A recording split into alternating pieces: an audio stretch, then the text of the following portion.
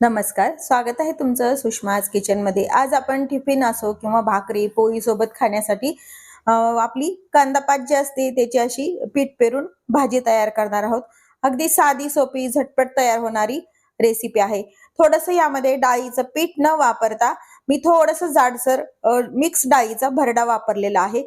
Recipe शेवटपर्यंत बघा। रेसिपीला लाईक करा, चॅनलला सबस्क्राईब करा, तसेच बेल नोटिफिकेशन पण ऑलवर प्रेस करा, म्हणजे तुम्हाला माझ्या प्रत्येक नवीन रेसिपीचं नोटिफिकेशन सर्वात आधी येईल। आज आपण कांदापातीची भाजी बनवणार आहोत।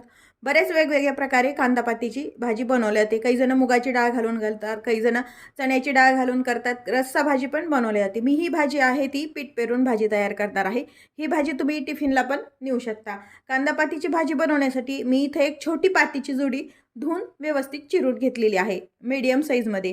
कांदापातीला माती खूप जास्त प्रमाणात असते, त्यामुळे व्यवस्थित धुवून घ्यायची, नाही तर मग भाजी कचकच लागते। आता या भाजीसाठी लागणारा एक मसाला तयार मिक्सरच्या पॉटमध्ये एक छोटी वाटीभर हरभरा डाळ घेतली, एक छोटी वाटीभर मुगाची डाळ घेतली।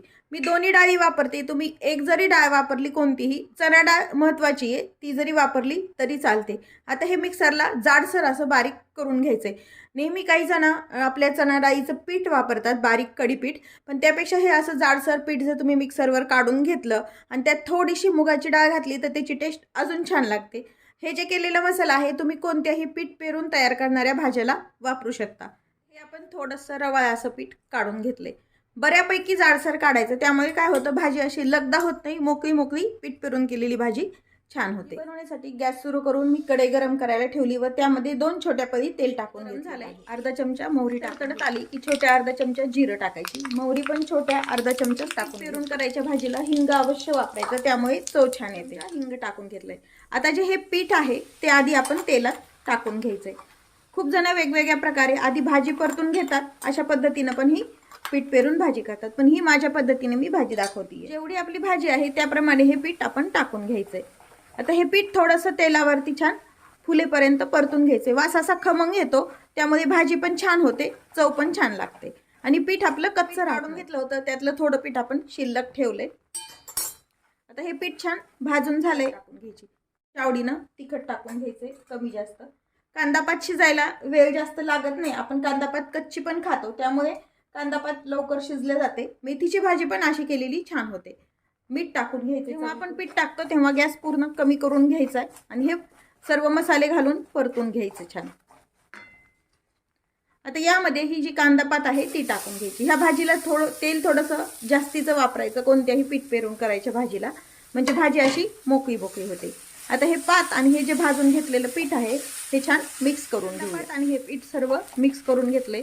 पाहू शकता तुम्ही, जर आपण कांदापात आधी परतल्या गेली असती तर अशी मोकळी मोकळी कांदापात राहत नाही। झाकण टाकून एक वाफ येऊ द्यायची, पाहिजे भाजीला वाफ आली का ते, आणि थोडंसं हलवून घ्यायचंय।